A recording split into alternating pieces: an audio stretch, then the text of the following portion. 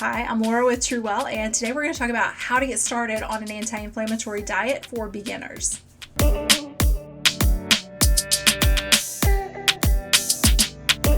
So the anti-inflammatory diet may just be the buzziest diet or dietary style of the year right now.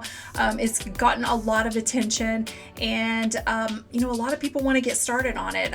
Some people are really trying to get started with weight loss. Some people are trying to manage a condition. Others have a condition they're trying to avoid and just really want to be healthy. So what I want to emphasize first of all is that I personally believe as a nutrition specialist that the anti-inflammatory diet can benefit nearly everyone on the planet.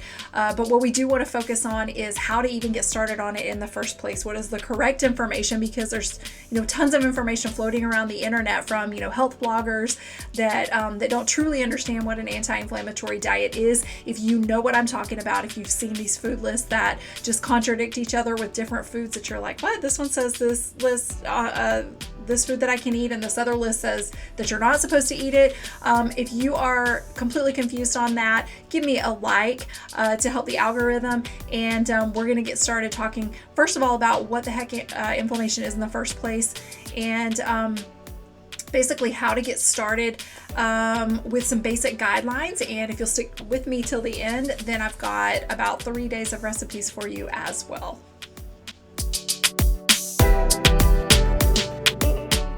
So really quick, let's just talk about what inflammation is in the first place. Inflammation really is an immune response that the body creates when it is an acute response. It is healthy because it's your body in response to an injury, a cut, a virus, a bacteria, basically doing its job to protect you from whatever that threat is.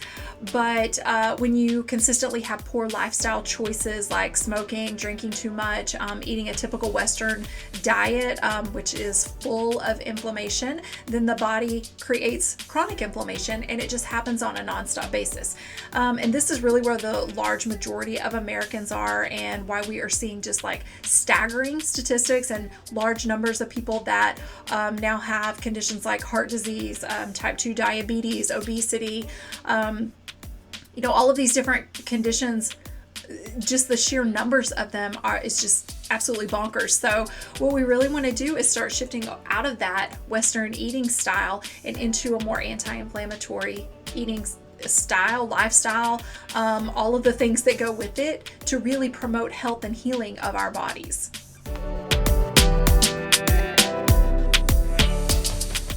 So when we're talking about really the benefits of an anti-inflammatory diet and anti-inflammatory foods, I really have to add in, because in my practice, we really work on kind of a blueprint, I guess, of what I call the core four. And these are just really the 4 pillars of health. But what is interesting is that these 4 things all work together. So when we talk about an anti-inflammatory diet, that really is just one piece in fighting inflammation. The other 3 are going to be stress management. That is a huge factor in the cortisol levels in your body and pulling down inflammation. Getting good rest, so enough and just a good quantity and quality actually of sleep, and also our daily movement every day, whether that is an actual exercise routine or our total daily movement. So again, this is just one small piece, but all of these 4 things work together. So I think that what you'll find is that if you just find one entry point, and diet tends to be the easy and best place to start because it can affect the others pretty quickly. And also you got to eat every day. So like, why not? That you're going to see a huge benefit in some of these other areas before you even start trying to work on these other areas. So this is why I really, really love just starting with diet when we're working on inflammation in the body.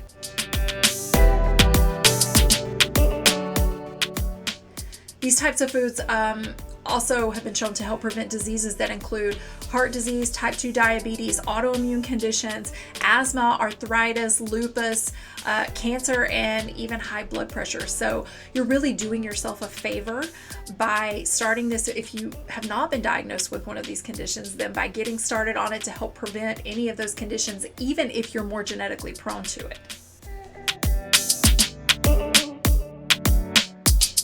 Okay, so how an anti-inflammatory diet works is that we, first of all, I want to clear this up because we hear a lot of times people will say, well, isn't the Mediterranean diet the anti-inflammatory diet? Or isn't paleo the anti-inflammatory diet? The thing is, an anti-inflammatory diet starts out with the Mediterranean diet as a basic blueprint. And then from there, we work on what your conditions are, what foods you may be allergic to, intolerant to, sensitive to. And then we also work on foods that kind of have conflicting scientific evidence back and forth, because the main goal is to not be as restrictive as possible. You don't want that at all. You want to make sure that what you're eating is the least restrictive, but works for your body to pull down that inflammation and really to support your health the best way possible.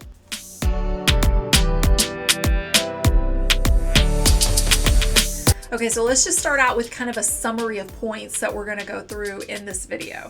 Number one is that being overweight can in itself create inflammatory markers in the body. So weight loss is recommended if you're overweight or obese. What we're seeing is that in studies when it comes to food, supplements, any of those kinds of things, there is a different response in the body if you are overweight or obese versus not. So just in and of itself, being overweight and that extra body fat can actually produce some of those inflammatory markers. So, when people say, yeah, I want to go on the anti-inflammatory diet to lose weight, if you need to, yeah, that's a great point, because that's going to help bring that inflammation down. But when you have other conditions, that rely on pulling that inflammation down, this is going to be just kind of a twofold punch of like healthful things that you're doing for your body.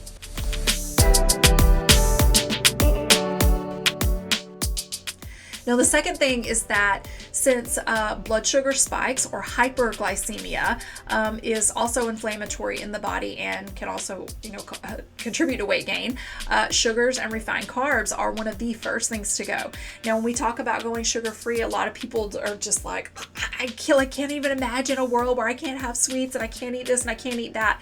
I want to emphasize that we're talking about quitting sugar, not sweets. There is a healthy way to have sweets that won't impact your blood sugar in this way, and that's a little more advanced, but in the beginning you just really need to understand that some of these things are going to have to go. We just figure out a different way to accomplish them without them including sugar and refined carbs.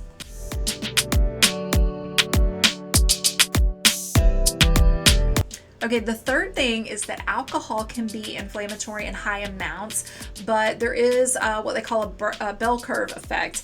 And so what the studies have shown is that no alcohol showed inflammation. People that had moderate amounts of alcohol actually had lower inflammation, and then those that had higher amounts of alcohol had high inflammation as well. So it's kind of this situation where they're trying to figure out, is the inflammation from the alcohol itself, or is inflammation kind of in conjunction with the effect that alcohol has on your body in terms of pulling some of the stress levels down? But now also it's being posited that maybe it also has to do with the fact that when most people drink, they're having a drink with a meal with friends and family. So it's kind of that like social situation that's helping, with the stress levels, and something that we kind of saw a lot of, happen during COVID just because we couldn't be around other people. So there's, a lot of controversy around really the true meaning of that and what that's all about. But we do know that higher sugar alcohols, higher carbs like beer, sweeter wines, cocktails where you mix sugar in with the alcohol, those for sure need to be eliminated. But when we're talking about other alcohol like red wine, liquors where you have it's all sugar-free, if consumed in moderation, that these can actually be a more helpful thing than avoiding them altogether.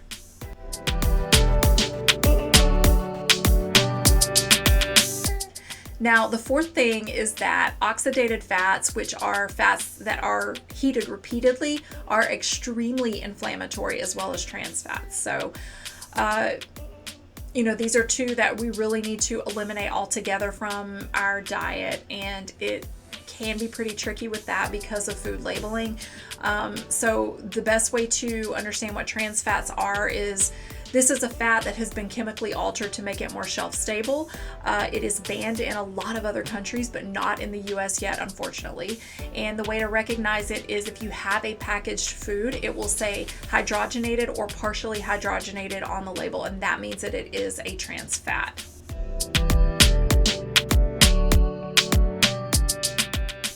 And then the fifth kind of summary point is that processed foods usually contain unhealthful fats, refined carbs and sugars, little to no fiber, and a lot of artificial preservatives, and a lot of times the artificial colorings, meaning that they should be eliminated from your eating plan as well if you're starting an anti-inflammatory diet. All of these things are pro-inflammatory, so the more processed it is, the more you need to stay away from it.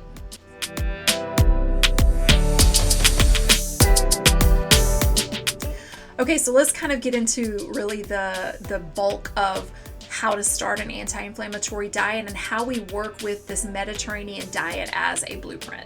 So when we start out with the Mediterranean diet, we start out in the protein department. It's a little bit easier if we break it down into macros. So when we start with proteins, the Mediterranean diet encourages a shift from more red meat over into more white meat and fish and plant-based protein sources. So when we can talk about the red meat issue a little bit in terms of more studies are showing that organic and grass-fed beef has a different ratio of omega-6 and 3s in it, and it can actually have no effect on inflammation versus feedlot beef having a really high inflammatory effect. So if you just are like diehard set on still having red meat, make sure that it is organic and grass-fed. Otherwise, I would really just push to eliminate it from your diet and really focus more on fish and eggs and white meat. And if you like or can tolerate soy, that's another good source of protein for plants. And also beans and legumes, which we're going to talk a little bit more about in just a minute when we talk about carbohydrates. But for the bulk, basic Mediterranean blueprint, that's what we do, is push away from red meats. Not saying you can never have it, but just make smart choices when you do choose to have red meat.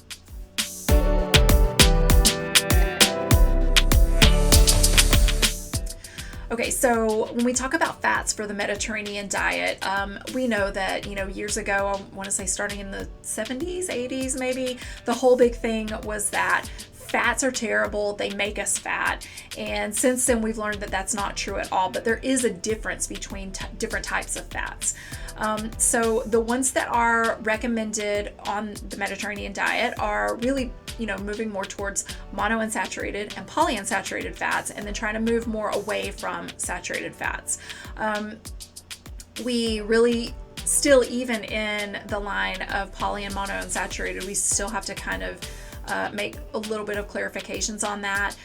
So when we talk, first of all, about saturated fats, what I just said about the proteins and red meats, that applies because that's mainly where the saturated fat comes from. Coconut oil, however, is mostly saturated fat, and it's a little bit of a different story. So when we go to the store, you see, the jars of coconut oil, and you have either refined or unrefined. A lot of people reach for the refined because it doesn't have that strong coconut flavor. But what has been found in studies is that the virgin unrefined actually has antioxidant and anti-inflammatory properties to it, whereas the refined is so refined that it loses all of that property, and then it's a saturated fat. So if you're going to use coconut oil, I know that's like a big point that comes up for people that want to use paleo as their framework for anti-inflammatory diets. If you're going to do that, stick with organic, unrefined coconut oil. A lot of people really like to use this for cooking because it does have a very high smoke point, and that can be totally fine. But what we want to remember is that basically the way that they extract it is going to make a big difference in how helpful or not it is for your body. The other fats that we want to talk about with monounsaturated, those are pretty much all going to be good for you. They've been shown to help prevent heart disease, and they pull down inflammation in general in your body. Those are found in olives and in avocado. And then in polyunsaturated fats, these are where we come in with our omega-3 and omega-6 ratios. So we kind of have to balance those out. And what, typically just because the Western American diet is so heavy in corn, corn has the unhealthful omega-6s, and what we really need to lean more towards is having more omega-3s. So the omega-3s are ones that we're going to find in things like walnuts, the fatty fish, cold water, wild caught fish, those kind of sources where, we're increasing that, and the monounsaturated versus, the saturated. So we just kind of have to shift the ratios of what our fats are in terms of how we cook and what we add to our food. So, when we're talking about all this, it really comes down to being able to control what is going into your food. And the easiest way to do that is to cook more, or learn to cook in general, and eat as whole foods as possible, and eliminate, those ultra refined, ultra processed foods.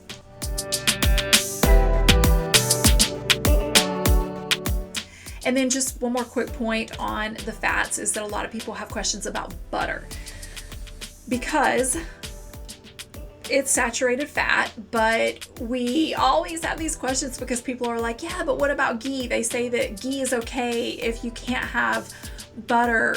So first and foremost, if you're lactose intolerant, butter may be okay for you. It's just one of those things you're just going to have to test it and see. If you're intolerant, if you have lactose intolerance or sensitivity, and then certain conditions, you may need to avoid butter. Ghee is really basically clarified butter where they pull the proteins out of it, and you've just got that straight fat in it. But again, if it's not from an organic or grass-fed source, then it is going to be inflammatory in your body. So just keep that in mind. Apply the same rules to butter and or ghee that you would to your red meats. If it is not organic or grass-fed, then just stay away from it.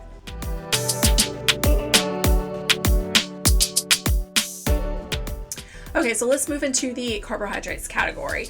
This is a big one as well, just because the last few years, keto has become such a big diet and dietary style for people that are trying to lose weight.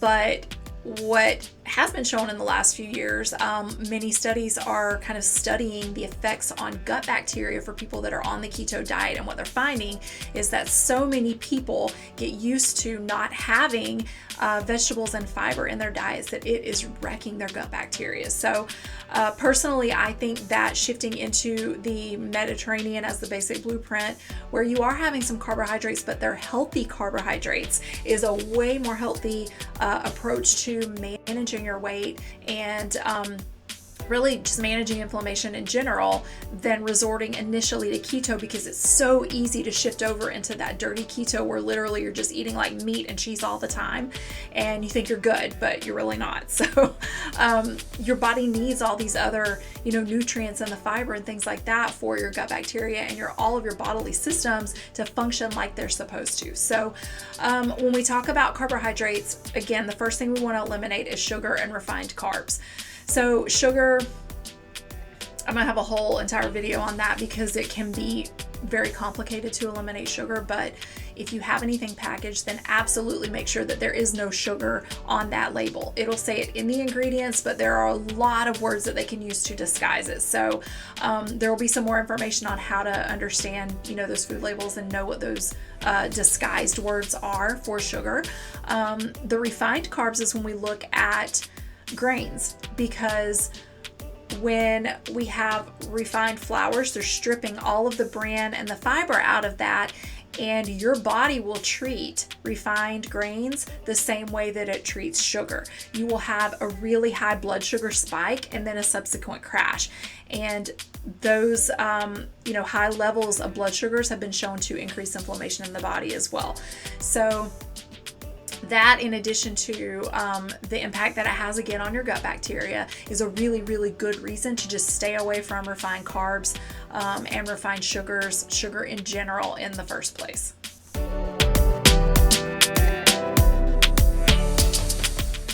So when you're choosing healthy carbohydrate foods, what we want to look at is fiber. Fiber is a big thing that we're looking for. And also resistant starches. This can get a little bit complicated too, but so what we're just going to focus on right now is fiber. Fiber is going to be in whole grains, and I'm talking like grains that are either like the whole form of it or just maybe cracked. Really, Mediterranean guidelines kind of dictate that.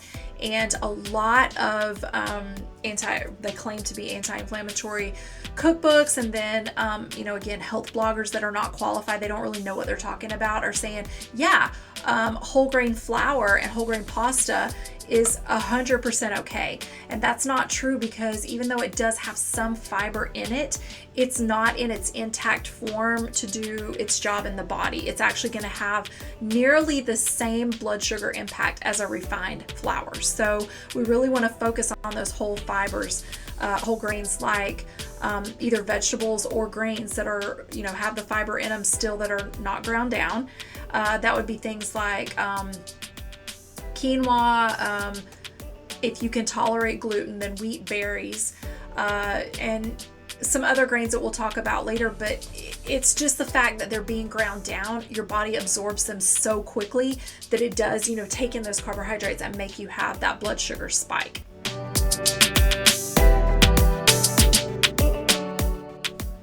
Okay, so a lot of people ask, okay, well, if there's, Mediterranean is considered the blueprint, are there other diets that are considered anti-inflammatory? The answer is yes and no.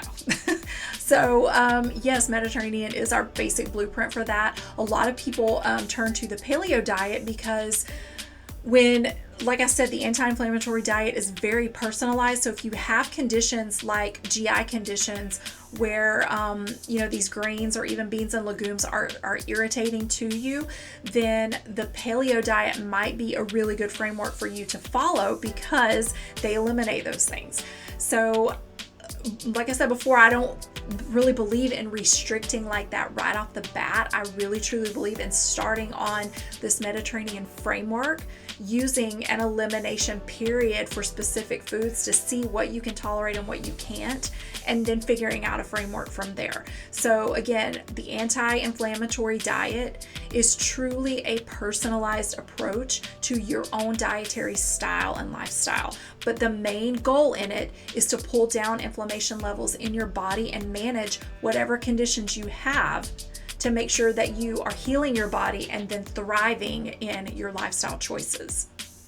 So that being said, paleo can be an option. Keto can be an option if you're making sure to include those vegetables in your diet so that you're not going down that path, like I said, of the studies that are being done where people's gut health is being wrecked. As long as you're going down, in a healthy way and making sure that you have healthy resistant starches and vegetables that have fiber in them, things like that, where you can still stay in ketosis, then that may be an option as well.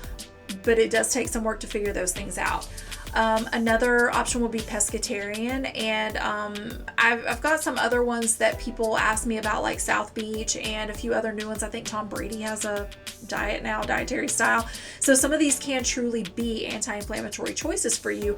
But again, I don't believe in that, jumping to a restrictive nature like that until you truly know what is going to be inflammatory to you so that you're not making things harder on yourself in the long run.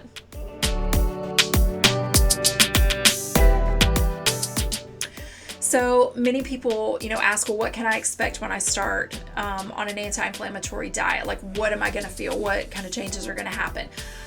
So first and foremost, if you have had a really sugar-heavy, carb-heavy diet, unless you slowly come off of that, you could experience what some people call the keto flu. And basically, it is your body fighting with you because it doesn't have the same energy sources that it had before. The body uses glucose as its main energy source, and if it has it in a very, very simple form like sugar or refined flours, then it doesn't have to do much work to make it into energy. But when you shift those to keep your blood sugar levels steady all day, then it has to do a little bit more work and kind of shift the way that your metabolism works to be able to get that same amount of energy. So a lot of people can experience these shifts in energy until your body kind of gets used to it. But it's not something really to be scared of if you can come off of it in a slow manner. I do have a program, especially for people that feel like they're truly hooked on sugar and carbs, that helps gradually go through that program to avoid that feeling. Because it can be very frustrating to have to deal with that when you're trying to, be more healthful and manage your conditions through diet, when all you want to do is just, stuff your face with the things that you're trying to get away from. That can be super frustrating. So, it's just a process. Understand that it could happen. It may not. Like I said before, every single body is different, and you don't know what you're going to experience until you just jump in and try to do it. Now, the other thing that you can expect is maybe some differences in digestion. And that can be a good thing, because if your digestion is now running, it's not, being sluggish anymore. You're working on your gut health. You're working on increasing your fiber and resistant starches. Some positive things are going to happen, but you may have, a few days, a week, who knows, with, some disturbances, GI disturbances. And so you really just want to be aware that some of that can happen as well. So, when I mentioned before the elimination diet, I just recommend that if you're going into this not strictly for weight loss or prevention for conditions, you really need to do that elimination diet to figure out, what is okay for you to eat and what is not, what you're sensitive to, what you're intolerant to, and what your body can support and really feel good, versus going all in restrictive all at once.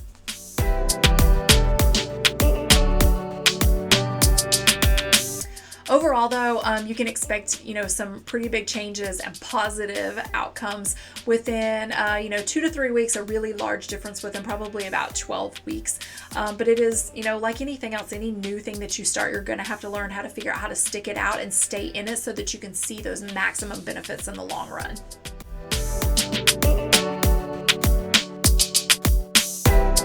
Okay, so starting out on the anti-inflammatory diet, people are like, okay, well, what am I supposed to stay away from? What can I eat?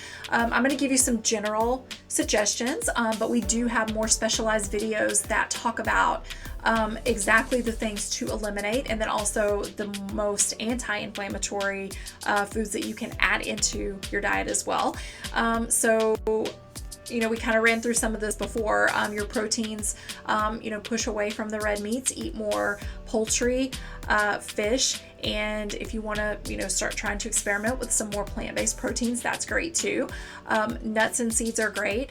The healthy fats that we talked about before, and then really almost all vegetables. In the beginning, I would stay away from potatoes and sweet potatoes, just to kind of let your body get, this balancing act, because, the carbs seem to be the biggest problem when we are shifting from that standard American diet over to an anti-inflammatory diet. A lot of people have so many problems, moving away from those kind of carbs. So just recommendation as far as vegetables go, kind of, stay away from the potatoes and sweet potatoes in the beginning, and then you can add them later. So if you are ready to jump into an anti-inflammatory dietary style, I know there's a lot of conflicting information all over the internet about this. I do have a quick start guide that does have a 3-day meal plan in it for free. If you would like to grab that, then check out the information below this video. Please subscribe to the channel, like this video, help the algorithm do its job, and help other people find this information that is science-backed information on the anti-inflammatory diet. Thank you so much for sticking with me, and I'll see you in the next video.